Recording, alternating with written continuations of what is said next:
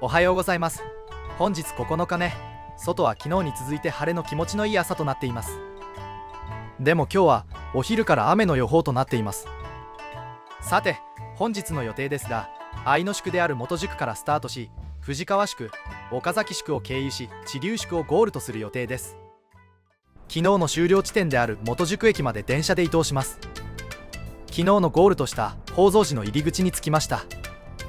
この旧東海道からお寺の門までは少し距離があります。宝蔵寺は701年大宝元年に行基上人による開山がされました。そして徳川家康の祖である松平家ゆかりのお寺となります。このお寺には松平家のお墓が並んでいたため、参勤交代の大名たちは必ず下馬して参詣したといいます。そしてこのお寺は家康が幼少期にこちらの住職から読み書きを習ったお寺でもあり、硯箱、硯石、手本、机、墨付きこそで浜弓など家康ゆかりの品が保存されています。境内には家康が手習いの時に水を汲んだとされる御霊泉もあります。大和武尊が祈りを捧げて湧いたとされる伝説が残る泉で、今も枯れることなく湧き続けています。桶狭間の戦いの後、家康は守護不入の特権を与えるなどして優遇したお寺でもありました。新選組隊長近藤勇のものと伝わる首塚も残されています。近藤勇は明治元年、東京板橋で斬首され、その首は京都三条大橋犀の河原で晒されました。これを同志が密かに持ち出し、近藤が生前警護していた京都清願寺の住職に託し、後に住職が転任した宝蔵寺へと運ばれました。首塚は当初石碑を土で覆ってひっそりと弔われていたと言われています。宝蔵寺から20分も進むと元宿の出口となります。ここには元宿の説明板が建てられていて、大きく立派な松の木も2本立っています。国道1号線にと旧東海道の間にこのスペースがあります。そしてこの場所で旧東海道は国道1号線に合流します。次の藤川宿に向けて進みたいと思います。国道1号線の道路標識が見えてきました。名古屋 51km、 知立 25km、 安城 22km、 本日のゴールとしている知立までは 25km です。コンビニの看板の横に道の駅藤川宿まで国道1号線であと 1km との案内板が出ています。旧東海道は左側の脇道に入っていきます。残り 100m ほどで藤川宿となります。赤坂宿は宿場間最短距離というユニークな背景を持ち、大橋屋や赤坂休憩所など江戸の面影を今に伝えるスポットが残る魅力的な宿場でした。次は藤川宿となります。藤川宿は現在の愛知県岡崎市に位置し、日本橋から約 309km 離れた37番目の宿場町となります。藤川は江戸時代以前から交通の要衝として栄え、多くの人々が行き交う町でした。現在もかつての町並みが残されており、その歴史的文化的価値から1996年に歴史国道に指定され、整備と保存が行われています。藤川宿では大花が復元されています。大花とは宿場の出入り口を意味します。大名行列が宿場に入るときは、本陣や問屋場の役人たちが大花で出迎え口上を述べたそうです。広所大花から宿場に入るとすぐに道は直角に折れ曲がる可燃突となります。これは道をクランク状に曲げることで外部からの侵入を防ぐ役割を果たしていました。別名増型とも呼ばれ、白塚宿の可燃手や掛川宿の七曲りと同様の構造となります。さて話を戻しまして、藤川宿は城下町として栄えた岡崎宿と遊興宿として知られた五遊赤坂宿に挟まれていたため、やや地味な存在だったようです。しかし潮の道、吉良道とも接続する交通の要衝として大名の通行も多く大変にぎわっていました。明治時代に入り、東海道線の敷設ルートから外れてしまったことで、他の宿場と同様に次第に活気を失っていきます。藤川宿には本陣が1軒、脇本陣も1軒ありました。宿場の規模が小さく、隣の岡崎宿が栄えていたことから藤川宿に宿泊する旅人は少なく、本陣、脇本陣の経営は大変厳しかったと伝えられています。そのため経営者の交代や撤退が繰り返されていたそうです。現在本陣跡は整備され広場として公開されています。西側にある脇本陣は藤川宿資料館として活用されており、江戸時代の藤川宿を再現したジオラマを見ることができます。かつて考察場は本陣より東側にありましたが、広場整備に伴い本陣跡の敷地内に移設復元されています。本陣跡から5分程度歩いてきたところに西棒花があります。東棒花同様で京側の出入り口となります。最後に京側の西棒花から見た藤川宿です。西棒花から10分程度を歩くときら道道しるべがあります。追い分けとなります。左の道を進むときら道となり、西を吉良方面となります。この道を直進すると東海道です。追い分けの目の前には名鉄名古屋本線の踏切が見えます。電車が通過するため警報音が鳴り遮断機が下りています。踏切に着いたタイミングで電車が通過します。5両編成の豊川稲荷行きの電車が通過しました。遮断機が上がるのでこの踏切を渡り目の前にある松並木道に入ります。この松並木を徒歩で歩くのは怖いですね。歩道が確保されていなく交通量もあるので車には注意が必要です。藤川の松並木は愛知県指定文化財に指定されています。約1キロにわたり約100本の黒松が並んでおり、当時の景観を今に留めているそうです。道幅としては車がすれ違える程度となるので、ここも歩くときには車に注意しながら歩く必要があります。今歩いているところは松並木から30分程度歩いてきた場所となり、音川の少し手前の龍泉寺川の橋を渡っているところです。周りは田んぼとなっていて、とてものどかに歩くことができる通りとなっています。右手には国道1号線を走る車が見えています。そして目の前には音川があります。この川に架かる太平橋は江戸期、明治期、昭和期で橋の架かっている場所が違いました。江戸・明治の時は今の1号線の太平橋よりも下側に架かっていたみたいです。現在の国道1号線に架かっている太平橋を使って音川を渡ります。太平橋を渡った先の大平松東交差点で旧東海道は国道1号線から右方向にそれます。雨宿りです。国道1号線の岡崎インターチェンジ近くで雨が降ってきたので目の前にあったコンビニに避難しました。通り雨のようなので休憩ついでに栄養補給します。イートインのあるコンビニでしたので雨宿りもできて助かりました。映像だとそんなに強く降っているように見えないのが残念です。20分程度で雨も止みましたので再開します。このコンビニの横にある岡崎インターチェンジを越えるには少し戻ったところにある信号を渡るのかと思いきや、徒歩や自転車のための道がこの下を通っているようです。インターチェンジのあるところってどこもこんな感じなのでしょうか。アトラクション風な感じもして少しだけワクワク感があります。そして反対側に抜けたところでお手製の感じがする標識がありました。お天気アプリで周辺の雨の状況を確認すると、この周辺も強めの雨が降っている状況でした。ここからは少し遠目ですが、場所によっては雷も発生しているようでした。この後もうまい具合に雨を避けつつ進めたら嬉しいのですが。そして次は岡崎宿の27曲がりのスタート地点となります。藤川宿は規模こそ小さいものの、平道との合流点や歴史的な松並木など見どころにあふれた宿場でした。素朴な中にも確かな歴史の重みを感じられる宿場です。次は岡崎宿となります。岡崎宿は現在の愛知県岡崎市に位置し、日本橋から約315キロ離れた38番目の宿場町となります。前方の左側に何か門らしきものが見えてきました。岡崎27曲がりのスタート地点になる歌舞伎門に着きました。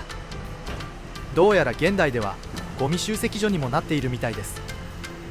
ゴミ収集車がいなくなるを待ってから再度撮影したいと思います。岡崎27曲がりのスタート地点になる歌舞伎門に着きました。岡崎宿は岡崎城を中心とした城下町として発展し、菅生川音川の南側を通っていた東海道を城下に引き込むことで町の中心地としての機能が強化されました。この際に整備されたのが道が複雑に折れ曲がる27曲がりです。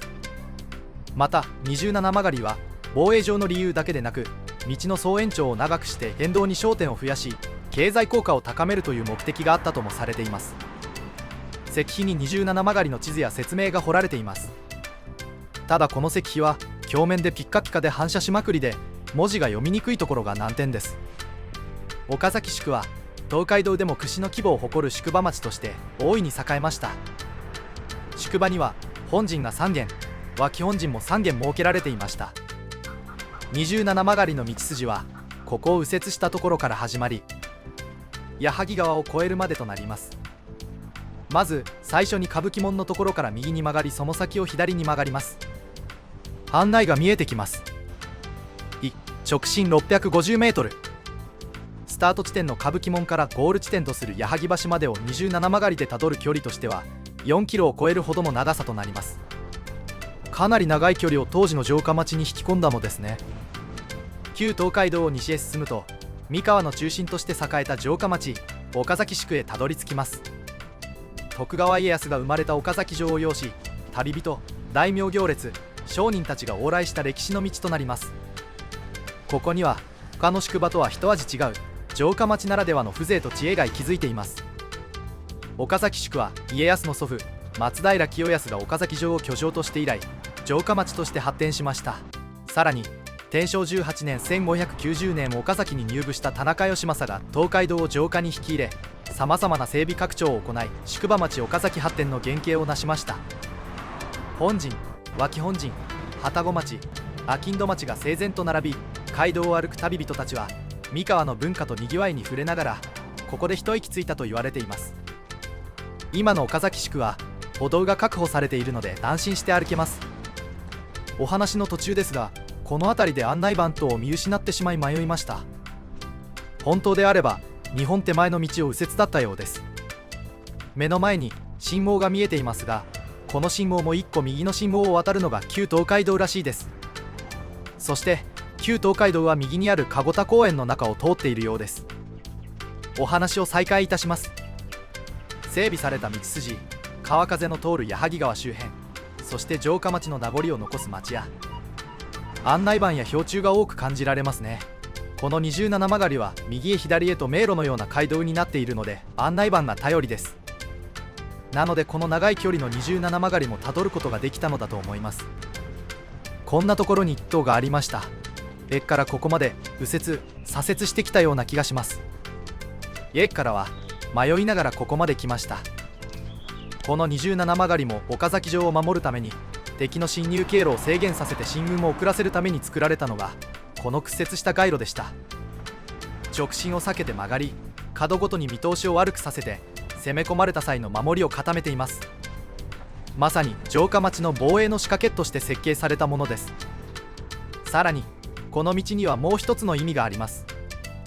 道の総延長を長くして電動に焦点を増やし、道が曲がることで歩く速度が自然と遅くなり、旅人は商家や茶屋、そして旅籠の前で立ち止まります。結果として宿場の経済が活性化し、岡崎は商いの宿として大いににぎわいました。27曲がりは防衛だけではなく町のにぎわいも生み出していたのです。そしてこの岡崎宿と27曲がりを語る上で欠かせない人物がいます。それが戦国末期から江戸初期にかけて岡崎の町を整えた名君田中義政です。田中義政は1548年近江国に生まれました。豊臣秀吉に仕えて武功を重ね、後には徳川家康からも厚い信頼を寄せられた武将で、関ヶ原の戦いでは東軍に属し石田三成を捕獲するという歴史的な大功を立てた人物です。また27曲がりのみならず矢作川に橋を架け、東海道を城下町に導くことで商工業の発展を図ったそうです。その一方で兵、農、商、工を区分し、町や交通の発展を見通した現在の岡崎の元となる都市開発を行っていました。そして街道を歩く旅の楽しみといえば、やはりその土地ならではの名物です。城下町として栄えたこの宿場には旅人を楽しませる食の名物が数多くありました。江戸時代の岡崎宿の名物といえば関製品、八丁味噌、鍛冶物、木綿などが挙げられますが、名物の食べ物といえば淡雪豆腐が挙げられます。当時淡雪茶屋で出されていたのはくずや山芋をベースにした醤油味のあんをかけたあんかけ豆腐で、岡崎宿を通行する旅人に親しまれていました。また岡崎は和菓子が豊富な宿場としても知られています。飴、団子、餅など歩き疲れた旅人の休憩を優しく支えてくれる甘味が多く、茶屋や旅籠で気軽に楽しむことができました。さらに三河の酒造文化も古く、岡崎宿では酒を求める旅人も多かったと言われています。27曲がりをたどっているところですが、ここで少し道をそれて岡崎城に寄ってみたいと思います。この十字路を左に曲がり少し歩くと伊賀川を渡る橋があるので、それを渡って岡崎城内に入ります。岡崎城、その始まりは今からおよそ570年前、三河国の守護代西郷頼次が龍頭山の上に砦を築いたことに遡ります。この場所は龍が住む城を思わせることから辰吉とも呼ばれてきました。後にこの城を手に入れたのが岡崎松平氏の松平信光。さらに時代が進むと徳川家康の祖父にあたる松平清康が城主となり、1531年岡崎城を現在の厚生町へ移して城郭の大規模な整備を行いました。そして1543年徳川家康がこの岡崎城で誕生します。幼い家康は6歳までここで育ちましたが、織田氏や今川氏との関係維持のため尾張や駿河へ人質として送られ、波乱の幼少期を過ごしました。1560年桶狭間の戦いで今川義元が討たれると、家康はついに岡崎へ帰還。その後1570年に浜松城へ移るまで岡崎城は家康の本拠地となりました。家康が関東へ移封されると1590年に新たな城主となったのが田中義政です。義政はお城を拡張し、強固な石垣や城壁などを用いた金製城郭に整備、岡崎城を大きく発展させました。総延長 4.7 キロにも及ぶ総堀、そして石垣と城壁を備えた定格式平山城への拡張。こうして岡崎城は金製城郭としての姿を完成させていきます。砦から始まり松平氏、そして徳川家康の誕生と成長を見守り、さらに田中義政によって磨き上げられた岡崎城。その歴史は城郭そのものが語り継ぐ三河の物語と言えるでしょう。岡崎城から旧東海道の元の場所に戻り歩みを再開します。そしてお話は岡崎の名物話に戻ります。岡崎の名物といえばやはり八丁味噌でしょう。城の西八丁村で作られていた濃厚な赤味噌は味噌田楽や味噌汁として旅人に愛されました。そして現代、八丁味噌は今も岡崎の味として健在です。味噌田楽、味噌煮込みうどん、味噌カツ、味噌おでん、蔵元の見学もでき、歴史がそのまま味となって残っています。最近では八丁味噌を使った岡崎混ぜ麺や岡崎黄飯卵を使ったスイーツも人気です。岡崎黄飯は卵もお肉も美味しい岡崎のブランド鶏となります。和菓子の店も多く、旅の途中で立ち寄るには最高の宿場町だと思います。岡崎名物である八丁味噌は岡崎城から西へ八丁約870メートルの距離にある八丁村の地名に由来して、いつしか八丁味噌と呼ばれるようになったそうです。丸屋1337年創業と各旧1645年創業の2社が伝統製法を守り続けています。27曲がりでしたが27には全然足りませんでした。どこかショートカットしてしまったみたいです。まあ途中道にも迷ってしまいましたし、でも案内板を探しながら27曲がりを巡るのも楽しかったです。数が足りないことを考えても仕方ないので矢作橋を渡って先に進みます。岡崎の矢作という名前には古くから伝わる物語があります。大和武尊が統制の途中、この地で良い竹を見つけ海に1万本もの矢を作らせた、そんな伝承が残されています。また矢に羽をつけることをハグということから矢作とも書かれました。こうしてこの地に架けられた橋は矢作橋と呼ばれるようになったのです。この矢作橋は家康が生まれた岡崎を流れる矢作川に架けられ、江戸時代には幕府が直轄で管理する天下武神の橋として知られました。東海道名所図会には長さ208間、およそ370メートル、希望種が輝き、橋杭は70本、まさに東海第一の長橋であると記されています。その異様は広重の浮世絵にも描かれ、大名行列がずらりと並ぶ姿からも当時の壮大さがよく伝わってきます。江戸時代の矢作橋は日本一の長橋として旅人たちを驚かせ、東海道の交通を力強く支えました。現在の矢作橋はおよそ300メートルと少し短くなりましたが、国道1号線が通る重要な幹線として多くの人々の暮らしを支え続けています。岡崎市矢作は今も昔と変わらず地域の要として活気ある街並みを見せています。遅めの昼食です。ラーメンです。美味しかったです。ごちそうさまでした。お邪魔したお店は有楽屋岡崎宇東店さんです。ラーメン屋さんを出てすぐの進行方向に道路標識が見えます。道路標識には安城市と書いてます。そして安城市に入ります。安城市は本日のゴールとしている知立市の隣なので、ゴールは近くまで来ています。道路標識からすぐのところで国道1号線と旧東海道が再度分かれます。旧東海道を進むため松の木が見える方に進路を変えます。尾崎南の交差点を右方向の旧東海道に進みます。松並木となっています。この松並木は風害や公害によってその数を減らしていますが、現存する本数は226本とのことです。樹齢は大きいものは200から250年と推定されています。尾崎南交差点から約2キロほど旧東海道を進んできたところに松の木のボスキャラがいました。いや、これは神の方ですね。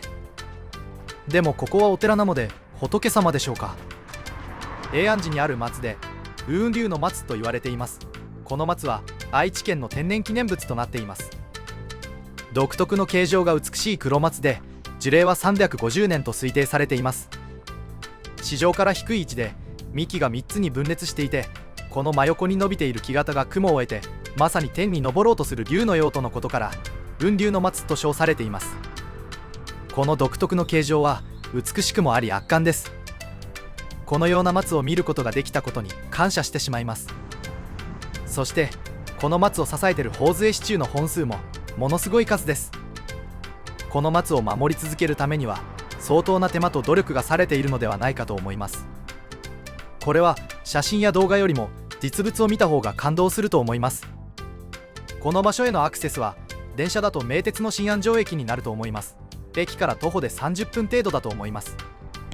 永安寺を出て歩き続けていると左足の親指と人差し指の間に違和感が出てきました。休憩場所を探して痛みの箇所を確認するとついに豆ができてしまっていました。この豆が今後の行動に影響しなければいいのですが、そして休憩ついでに本日の宿を探したらちょうどゴール予定の地流でホテルの予約もできました。ひとまず足の豆には絆創膏を貼って応急処置です。あと5キロほどの辛抱ですが思ったほど痛みはありませんでした。この旅ではできるだけ日中帯は普通の食事はしないようにしています。エネルギー補給はエナジードリンク、カロリーメイト、10秒チャージ、コーラで、あとは水と飴で済ますようにしています。できるだけトイレに行かなくて済むように心がけています。徒歩中にトイレを我慢することが辛すぎますので。動画が撮れていませんでしたが石碑が立っています。見つけになるのでしょうか。本日のゴールである知立宿に着きました。名鉄三河線の踏切を渡り正面に本日宿泊するホテルが見えました。本日宿泊するホテルの目の前まで着きました。無事に到着です。本日はここ知立宿までとなります。ホテルは知立駅前で予約することができました。今日の宿泊先は東横イン名鉄知立駅前です。岡崎宿は歴史と知恵が交錯する魅力あふれる宿場町でした。27曲がりや八丁味噌雲龍の松と歩くだけで江戸時代の空気を感じることができます。明日はここ知立宿からとなります。本日もここまでご視聴いただきありがとうございます。